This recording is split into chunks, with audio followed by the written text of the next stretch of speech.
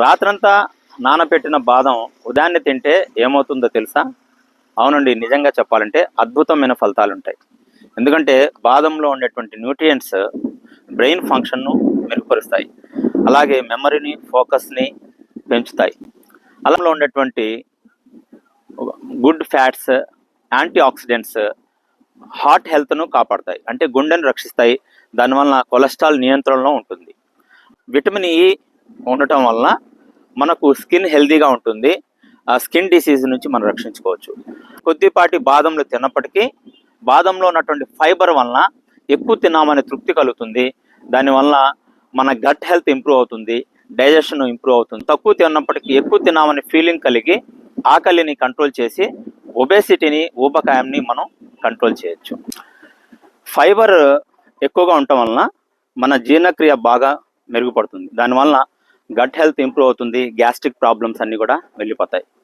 అలాగే మనం calcium, magnesium ఎక్కువ ఉండటం వలన మనం బోన్ హెల్త్ బాగుంటుంది, ఎముకలు దృఢంగా ఉంటాయి. ఆ తర్వాత మనకు బాదం యొక్క గ్లైసిమిక్ ఇండెక్స్ చూసినప్పుడు చాలా తక్కువ కనుక మనకు షుగరు కంట్రోల్లో ఉంటుంది.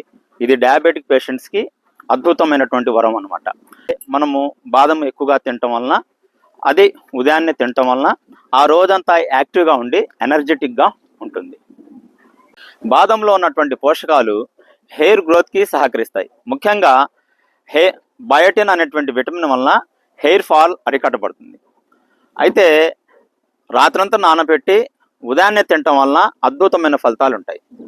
సో బాదం పప్పు తినండి, బ్రెయిన్ పవర్ని పెంచండి. సో ఇలాంటి ఇంట్రెస్టింగ్ హెల్త్ టిప్స్ కోసం నా ఛానల్ని లైక్ చేసి సబ్స్క్రైబ్ చేయండి. లైక్ చేసే ముందు ఒక విషయం ఆలోచించండి. మీరు ఒక్క లైక్ చేయటం వలన యూట్యూబ్ ఆల్గారిథం నా వీడియోని 10 మందికి షేర్ చేస్తుంది. ఈ విధంగా నా వీడియో 10 మందికి చేరుకుంటే వాళ్ళకి ఎంతో ప్రయోజనం కలుగుతుంది. అలాగే నా ఛానల్కి గ్రోత్ కూడా ఉంటుంది.